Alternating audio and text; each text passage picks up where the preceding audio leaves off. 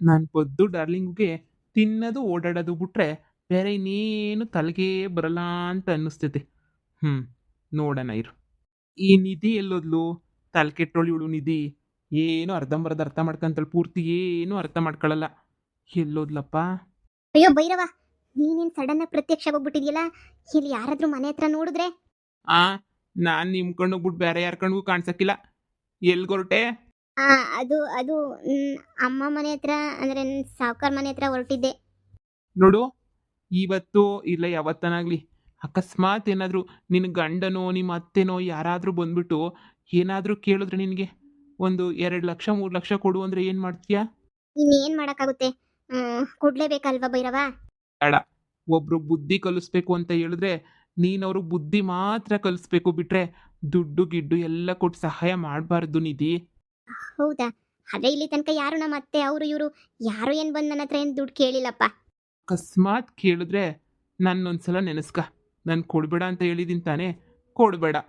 ಸರಿ ಭೈರವ, ಆಯ್ತು. ನೀನು ಹೇಳ್ದಂಗೆ ಆಯ್ತು. ಆದ್ರೆ ನಮ್ಮ ಅತ್ತೆ ಮನೆ ಎಲ್ಲನೂ ಏನು ಮಾಡ್ತೀರಾ, ಇದಾಗೋಗ್ಬಿಟ್ಟೈತಂತೆ, ಯಾರೋ ಕಿತ್ಕೊಂಡ್ಬಿಟ್ಟವ್ರಂತೆ ಸಾಲಕ್ಕೆ ಅಂತ ಹೇಳ್ಬಿಟ್ಟು ಬಿಡ್ಸೋಣ ಅಂತ ಯೋಚನೆ ಮಾಡ್ತಿದ್ದೆ. ಬೇಡ ನಿಧಿ ಮಗಳೇ, ಬೇಡ. ನೀನು ಮಾತ್ರ ಬಿಡ್ಸಕ್ಕೆ ಹೋಗ್ಬೇಡ ನೀನು, ಸರಿನಾ? ಈ ಭೈರವ ಯಾಕೆ ಹೇಳ್ತಾನೆ ಅಂತ ಯೋಚನೆ ಮಾಡು. ಯಾರಿಗಾದ್ರೂ ಒಬ್ರಿಗೆ ಸುಲಭವಾಗಿ ದುಡ್ಡು ಸಿಗ್ತೈತೆ ಅಂತಂದರೆ ಅವ್ರಿಗೆ ತಲೆನಿಲ್ಲಲ್ಲ ಮಗಳೇ. ನೀನು ತಲೆ ಕೆಡ್ಸ್ಕೊಬೇಡ, ನಾನು ಹೇಳ್ದಷ್ಟು ಮಾತ್ರ ಮಾಡು. ಸರಿ ಭೈರವ, ಆಯ್ತು. ನನ್ನ ಮಗ ಹೇಳಿದ್ದು ಸರಿ ನೆನೆಯ. ಹೋಗ್ಬಿಟ್ಟು ಆ ನಿಧಿ ಹತ್ರ ಏನೋ ಸ್ವಲ್ಪ ಕಷ್ಟ ಹೇಳ್ಕೊಬಿಟ್ರೆ ದುಡ್ಡು ಕೊಡಲ್ಲ ಅಂತಾಳ. ಮಾನ ಮರ್ಯಾದೆ ಹೋಯ್ತದೆ, ಹೋದ್ರೆ ಹೋಗ್ಲಿ ಬಿಡು. ಮಾನ ಮರ್ಯಾದೆನ ಕಟ್ಕೊಂಡು ನಾನು ತಾನೇ ಏನು ಮಾಡಲಿ, ಯಾರು ತಾನೇ ಏನು ಮಾಡ್ತಾರೆ? ಸದ್ಯಕ್ಕೆ ಬೇಕಿರೋದು ನನಗೆ ಮಾನ ಮರ್ಯಾದೆ ಅಲ್ಲ, ಸದ್ಯಕ್ಕೆ ಬೇಕಿರೋದು ನನಗೆ ದುಡ್ಡು ದುಡ್ಡು ದುಡ್ಡು ಅಷ್ಟೇನೆ. ಹೆಂಗಾದ್ರೂ ಮಾಡ ಮನೆ ಒಂದು ಬಿಡಿಸ್ಕೊಬಿಟ್ರೆ ಆಮೇಲೆ ಇನ್ನು ಯಾರ ಮಾತು ಕೇಳಿ ನನಗೇನಾಗಬೇಕು? ಯಾರ ಸವಾಸನೂ ಬೇಡ, ಏನೂ ಬೇಡ. ಹ್ಞೂ, ನೋಡೋಣ ಇರು. ಫಸ್ಟ್ ಹೋಗಿ ನಿಧಿ ಮನೆ ಹತ್ರ ಹೋಗ್ಬಿಟ್ಟು ದುಡ್ಡು ಕೇಳ್ತೀನಿ ನಾನು. ನಮ್ಮ ಅಮ್ಮನೂ ಇವಾಗ ಮನೆಗಿರಲ್ಲ, ನಮ್ಮ ಅಮ್ಮನೂ ಇವಾಗ ಎಲ್ಲೋ ಬೇರೆ ಕಡೆ ಹೋಗಿರ್ತದೆ. ಇದೇ ಒಳ್ಳೆ ಟೈಮು. ನಮ್ಮ ಅಮ್ಮ ಇದ್ದಾಗ ಹೋಗ್ಬಿಟ್ರೆ ನಮ್ಮ ಅಮ್ಮಂಗೆ ನನಗಿನ್ನ ಕಂಡೋರೇ ಶಾನೆ ಇಷ್ಟ. ನಾನಂತೂ ನಮ್ಮ ಅಮ್ಮಂಗೆ ಒಸಿನೂ ಇಷ್ಟ ಆಗಕ್ಕಿಲ್ಲ. ಯಾಕೆ ಹೇಳು? ಹಾಗೆ ಏನು ಗೊತ್ತಿಲ್ದಿರೋ ಅನ್ಕೊಂಡ್ರೆ ನಮ್ಮ ಅಮ್ಮಂಗೂ ಆಗಕ್ಕಿಲ್ಲ ಬಿಡು. ಅದಕ್ಕೆ ಇವಾಗ ಹೋಗ್ಬಿಟ್ಟು ಡೈರೆಕ್ಟಾಗಿ ಹೋಗ್ಬಿಟ್ಟು ಕೇಳ್ತೀನಿ. ನಿಧಿ, ನೀನು ಏನು ಯೋಚನೆ ಮಾಡೋಕೆ ಹೋಗ್ಬೇಡ ಕಣಮ್ಮ. ನಿನ್ನ ಭಾಳ ಹಿಂಗಾಗೈತೆ ಅಂತ. ನಾಳೆ ಎಲ್ರಿಗಿನ್ನ ನೀನು ಚೆನ್ನಾಗಿರ್ತೀಯ. ನೀನು ಏನು ಯೋಚನೆ ಮಾಡೋಕೆ ಹೋಗ್ಬೇಡ, ಸರಿನಾ? ನೀನು ಏನು ನಿರ್ಧಾರ ತಗೊಂಡ್ರು ಯೋಚನೆ ಮಾಡಿಬಿಡ್ತಾಗ ಗಂಡ ಅತ್ತೆ ಅಂತ ಹೇಳ್ಬಿಟ್ಟು ಪಟ ಪಟ ಪಟ ಪಟ ಪಟ ಅಂತ ಕೇಳಿದ್ದೆಲ್ಲ ಕೊಡೋಕೆ ಹೋಗ್ಬೇಡ. ನಿಂದೆ ಏನು, ನಿನ್ನ ವ್ಯಾಲ್ಯೂ ಏನು ಅಂತ ಹೇಳ್ಬಿಟ್ಟು ಅವ್ರಿಗೂ ಹೊಸಿ ಗೊತ್ತಾಗಲಿ. ಅಷ್ಟೇ ಅಲ್ಲ ಕಣವ, ನಾವೇ ಮ್ಯಾಲ್ ಬಿದ್ದೋದ್ರೆ 3 ಕಾಸ್ಗೂ ತರವಿರಲ್ಲ, ಸರಿನಾ? ಯೋಚನೆ ಮಾಡು, ನಾನು ಇನ್ನು ಬರ್ತೀನಿ. ಸರಿ ಭೈರವ. ಭೈರವ ಏನು ಸುಮ್ಮನೆ ಬಂದಂತೂ ಹೇಳಲ್ಲ. ಏನೋ ವಿಚಾರ ಇದ್ಬಿಟ್ಟಿನೇನೆ ಹೇಳೋದು ಅಂತ ಅನ್ನಿಸ್ತೈತೆ. ಏನು ವಿಚಾರ ಇರ್ಬೋದು? ದುಡ್ಡು ಯಾಕೆ ಕೊಡಬೇಡ ಅಂತ ಹೇಳ್ತೈತೆ? ನನ್ನ ಇಲ್ಲಿ ತನಕ ಯಾರು ದುಡ್ಡೇ ಕೇಳಿಲ್ವಲ್ಲ. ಬಿಡು, ಬಂದಾಗ ಯೋಚನೆ ಮಾಡೋಣ. ನಿಧಿ, ನಿಧಿ, ಈಗ ತಾನೇ ಭೈರವ ಹೇಳೋಯ್ತು, ಈ ಅತ್ತೆ ಅವಾಗೆ ಬಂದ್ಬಿಟ್ಟೈತೆ. ಹೇಳತ್ತೆ. ಅವತ್ತೇನೋ ಕ್ವಾಪ್ದಾಗ ಮಾತಾಡ್ಬಿಟ್ಟೆ ಕಣವ. ಕ್ವಾಪ ಹತ್ಬಿಟ್ಟಿತ್ತು ನಂಗೂ, ಯಾಕೋ ಕ್ವಾಪ. ನನ್ನ ಬುದ್ಧಿನೇ ಸರಿಲ್ಲ ಕಣವ. ಅವತ್ತು ನಿನ್ನ ಮ್ಯಾಲೆ ಹಂಗೆ ಸಿಕ್ಕ್ರೆ ಹಂಗೇನೇ ರೇಗಾಡ್ಬಿಟ್ಟೆ ಕಣವ ನಿನ್ನ ಮ್ಯಾಲೆ. ಹಂಗೆ ರೇಗಾಡ್ಬಾರ್ದಾಗಿತ್ತು ಅಂತ ನಂಗೆ ಇವಾಗ ಅರ್ಥವಾಯ್ತೈತೆ ಕಣವ. ಏನು ಮಾಡೋಕ್ಕಾಯ್ತದೆ? ಹಾಗೆ ತಲೆ ಮೇಲೆ ನೆತ್ತಿ ಸುಳಿನಾಗೆ ಆಡ್ತಿತ್ತು ಕ್ವಾಪ ಅನ್ನೋದು. ನೋಡವ, ನಿನ್ನಂಥ ಸೊಸೆನ ಪಡೆಯೋಕ್ಕೆ ನಾವು 7 ಜನ್ಮದ ಪುಣ್ಯನೂ ಮಾಡಿರ್ಬೇಕು ಕಣವ. ಪುಣ್ಯ ಮಾಡಿಲ್ದಿರೋದೇನೇ ಆಯ್ತದ? ಪುಣ್ಯನೇ ಮಾಡಿದ್ದೀನಿ ನಾನಂತೂ. ಆದ್ರೂ ಕಣವ, ನನಗೆ ಕ್ಷಮಿಸ್ಬಿಡು ಕಣವ. ದೊಡ್ಡಳಾಗಿ ಇತ್ಕೊಂಡು ಬಂದು ನಿಂತಾಕಿ ಹೊಳ್ತಾ ಇದ್ದೀನಿ. ನಿಧಿ, ಕ್ಷಮಿಸ್ಬಿಡವ. ಅಯ್ಯೋ ಅತ್ತೆ, ಅದ್ರಾಗ ಏನೈತೆ ಬಿಡಿ. ಒಂದು ಮಾತು ಬರ್ತೈತೆ, ಒಂದು ಮಾತು ಹೋಗ್ತೈತೆ. ಕ್ಷಮಿಸಲ್ಲ ಅಂತ ಹೇಳೋಕ್ಕಾಗಲ್ಲಲ್ವಾ? ಕ್ಷಮಿಸಿದ್ದೀನಿ ಬಿಡಿ. ನಂಗೆ ಗೊತ್ತು ಕಣವ, ನಿನ್ನ ಮನ್ಸು ಬೆಣ್ಣೆ, ನಿನ್ನ ಮನ್ಸು ಬಂಗಾರ ಅಂತ ಹೇಳ್ಬಿಟ್ಟು ಚೆನ್ನಾಗಿ ಗೊತ್ತು ಕಣವ ನನಗೆ. ನೀನು ನನ್ನ ಮೇಲೆ ಎಷ್ಟು ಪಿರುತಿ ಮಾಡಿಕೊಂಡಿದ್ಯಾ, ನನ್ನ ಮಗನ ಮೇಲೆ ಎಷ್ಟು ಪಿರುತಿ ಮಾಡಿಕೊಂಡಿದ್ಯಾ ಅಂತ ನನಗೆ ಸಂದಾಗ ಗೊತ್ತು ಕಣವ. ನಿನ್ನಂಗೆ ಯಾರಾದ್ರೂ ಇವ್ರಾಗೆ ಏನಿಯ ನಿನ್ನಂಥ ಸೊಸೆ ಯಾರಿಗಾನ ಸಿಗ್ತಾರಾ? ಸಾಧ್ಯನೇ ಇಲ್ಲ. ನಿನ್ನಂಥ ಸೊಸೆ ಸಿಗಕ್ಕೂ 7 ಜನ್ಮ 8 ಜನ್ಮದ ಪುಣ್ಯನೇನಿಯ ಮಾಡಿರ್ಬೇಕು. ಏನೋ ನನ್ನ ಪಾಲ್ಗಂತೂ ದೇವ್ರ ಥರನೇನಿಯ ಸಿಕ್ಬಿಟ್ಟೆ ನೀನಂತೂ ಕಣವ. ಅಯ್ಯೋ ಬಿಡಿ ಅತ್ತೆ, ಅದ್ರಾಗ ಹೊಗಳೋದೇನು. ಬನ್ನಿ ಒಳಗಡೆ ಕೂತ್ಕೊಳ್ಳಿ, ಕಾಫಿ ಏನಾದರೂ ಮಾಡ್ಕೊಡ್ತೀನಿ, ಕುಡಿಯೋರಂತೆ. ಬ್ಯಾಡ ಕಣವ, ಬ್ಯಾಡ. ಅವಳೆಲ್ಲ ಮನೆಯಾಳಿ, ನಿನ್ನ ತಮ್ಮನ ಹೆಂಡ್ರು ಇಲ್ದಿರ ಮಾತುಗಳೆಲ್ಲ ಮಾತಾಡ್ತಾಳೆ. ಅಯ್ಯೋ ಬನ್ನಿ, ಏನಾಗಲ್ಲ. ಬ್ಯಾಡ ಕಣವ, ಬ್ಯಾಡ. ನಿಂತಾಗಿ ಏನೋ ಒಂದು ವಿಷಯ ಮಾತಾಡಬೇಕು ಅಂತ ಬಂದೆ ಕಣವ. ಹೇಳಿ, ಏನು ವಿಷಯ ಅಂತ?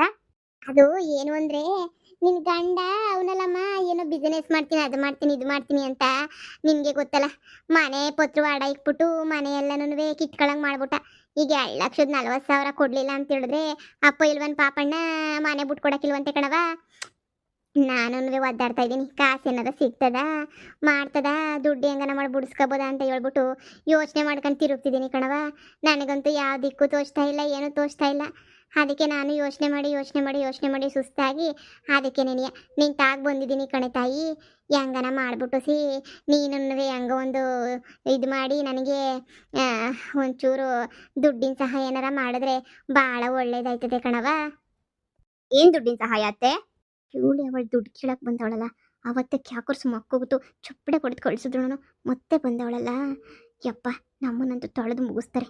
ಅಲ್ಲ ಕಣವ, 2.5 ಲಕ್ಷ ನೀನು ಏನಾರ ಕೊಟ್ಬಿಟ್ರೆ ನಮ್ಮ ಮನೆ ನಮಗೆ ಏನಿಯ ಬಂದ್ಬಿಡ್ತದೆ ಕಣವ. ಅದಕ್ಕೆ ನೀನು ಕೇಳ್ಕೊಂಡು ಹೋಗನಿ ಅಂತ ಹೇಳ್ಬಿಟ್ಟು ಬಂದೆ ಕಣವ. ನಿನ್ಗೆ ಯಾವ ಲೆಕ್ಕ ಕಣವ 2.5 ಲಕ್ಷ? ಕಣ್ಣಿಂಗೆ ತೆಗೆದು ಮಿಟಕ್ಸ್ ಅಷ್ಟೊತ್ತಿಗೆ ಏನಿಯ ಕೊಡ್ತೀಯ ಅಲ್ವೇನವ ನೀನು? ಅದಕ್ಕೆ ನೀನು 2.5 ಲಕ್ಷ ಕೊಟ್ರೆ ಹಿಂಗೆ ಹೋಗ್ಬಿಟ್ಟಪ್ಪ ಇಲ್ವನ್ ಪಾಪಣ್ಣು ಕೊಟ್ಬಿಟ್ಟು ಮನೆ ಬಿಡ್ಸ್ಕೊಂಬಿಟ್ಟು ಬಂದ್ಬಿಡ್ತೀನಿ. ಆಮೇಲೆ ನಾನು ನೀನು ಮನೆಯಾಗೆ ಆರಾಮಾಗಿ ನೆಮ್ಮದಿಯಾಗಿ ಖುಷಿಯಾಗಿರ್ಬೋದು ಕಣವ.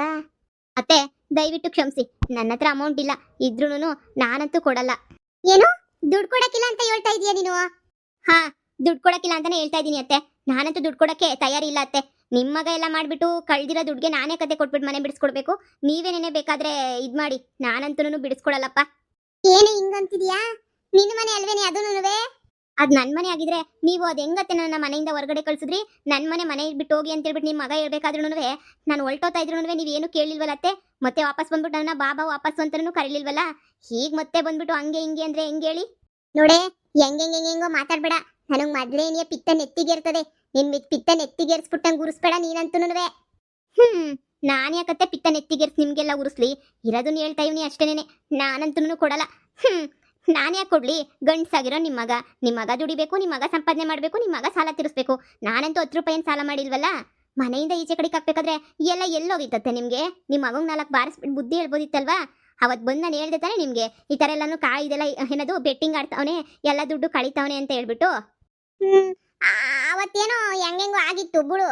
ಅವತ್ತು ನನ್ನೇನಿಯಕ್ಕೆ ಯಾಕೆ ಸುಗುದ್ಬಿಟ್ಟು ಕಳಿಸಿದ್ರಿ ಮನೆಯಿಂದ ಈಚೆ ಕಡೆಗೆ? ಹೀಗೆ ಮತ್ತೆ ಈ ಥರ ನಾಟಕ ಶುರು ಮಾಡ್ಕೊಂಡಿದ್ದೀರಾ ಅತ್ತೆ? ನನಗೇನಾದ್ರು ತಲೆ ಕೆಟ್ಟರೆ ನಾನಂತೂ ಸುಮ್ಮನೆ ಬಿಡಲ್ಲ.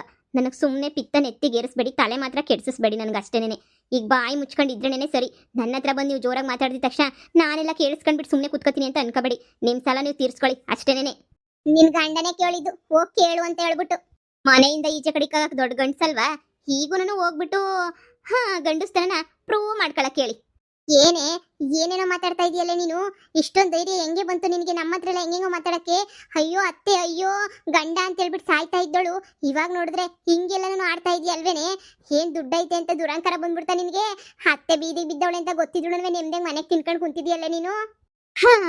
ಸೊಸೆ ಗಂಡನ ಮನೆ ಬಿಟ್ಬಿಟ್ಟು ಬಂದು ತವ್ರ ಮನೆಗೆ ಅವಳೆ ಅಂದ್ರೂ ನೀವು ಆರಾಮಾಗಿ ಖುಷಿಯಾಗಿ ಮನೆಗೆ ತಿನ್ಕೊಂಡಿದ್ರಲ್ವ ಅತ್ತೆ? ಶಾಪಿಂಗ್ ಎಲ್ಲ ಹೋಯ್ತಾ ಇದ್ರಿ, ಮಜಾ ಮಾಡ್ತಾ ಇದ್ರಿ. ಮತ್ತೆ ಅದು ಹೆಂಗತ್ತೆ ಇವಾಗ ನಾನು ಸುಮ್ಕೆ ಇದು ಮಾಡೋಕ್ಕಾಯ್ತದೆ? ಇದೊಳ್ಳೆ ಸಂದ ಕೇಳ್ತೀರ ನೀವಂತೂ. ಸರಿ ಅತ್ತೆ, ನಿಮ್ಮ ಜೀವನ ನೀವು ನೋಡ್ಕೊತಾ ಇದ್ದೀರಾ, ನನ್ನ ಜೀವನ ನಾನು ನೋಡ್ಕೊತಾ ಇದ್ದೀನಿ. ನಿಮ್ಮ ಮಗ ಬಂದ್ಬಿಟ್ಟು ಮಾತಾಡಲಿ, ಫಸ್ಟ್ ದುಡ್ಕೊಂಡು ಬಂದು ತೋರಿಸ್ಲಿ, ಆಮೇಲೆ ಮಾತಾಡ್ತೀನಿ. ನೋಡಿ, ನೀವೇನು ಮಾತಾಡಿದ್ರು ನಾನಂತೂ 10 ರೂಪಾಯಿ ದುಡ್ಡು ಕೊಡಲ್ಲ ನಿಮಗೆ.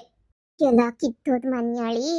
ನೀವಂತೂ 3 ಬಿಟ್ಟರಲ್ಲ, ಇರೋದೆಲ್ಲ ಬಿಟ್ಟರು ಅಂತ ಆಯ್ತು. ಅಷ್ಟು ಬಿಟ್ಟು ಕಳ್ಸಿದ್ರು ಅದ್ಯಾವ ಮಕ ಎತ್ಕೊಂಡು ಬಂದ್ಬಿಟ್ಲ ಇವಳಂತೂ ಇಲ್ಲಿ ಅಳ್ಳಾಡಿಸ್ಕೊಂಡು ದುಡ್ಡು ಕೇಳಕ್ಕೆ. ನಾನೇ ನಿಮ್ಮ ಅಪ್ಪನ ದುಡ್ಡು ಕೇಳ್ತಾ ಇದ್ದೀನೇನೆ, ನನ್ನ ಸೊಸೆ ದುಡ್ಡು ಕೇಳ್ತಾ ಇರೋದು. ಸೊಸೆ ದುಡ್ಡು ಕೇಳಕ್ಕೂ ಯೋಗ್ಯತೆ ಇರಬೇಕು, ಬಂದ್ಬಿಟ್ಲಿಲ್ಲ ಅಳ್ಳಾಡಿಸ್ಕೊಂಡು ಕೇಳಕ್ಕೆ. ಮಂತಕ್ಕೆ ಬರಕದು ಹೆಂಗ್ ಮನ್ಸಾಯ್ತದೆ? ಅಷ್ಟೆಲ್ಲ ಅವತ್ತು ಕ್ಯಾಕರ್ಸ್ ಹಾಕೋಗಿದ್ದೀನಲ್ಲ, ಆದ್ರೂ ಗೊತ್ತಿಲ್ಲ ಮಂತಕ್ಕೆ. ಯಪ್ಪ ನಮ್ಮ ಅತ್ತೆ ನೋಡಿ ಕರುಳು ಚುರು ಅಂದ್ಬಿಟ್ಟು ಬರಲಿ ಅಂತಲ್ವಾ? ನೀನು ಎಷ್ಟು ನಾಟಕ ಆಡಿದ್ರು ಒಳಗಡೆ ನಮ್ಮ ಅತ್ತೆ ಇಲ್ಲ, ಹೊಲ್ತಕ್ಕೆ ಹೋಗೈತೆ. ಇಷ್ಟೊಂದೆಲ್ಲ ಡೌ ಮಾಡೋ ಅವಶ್ಯಕತೆ ಇಲ್ಲ.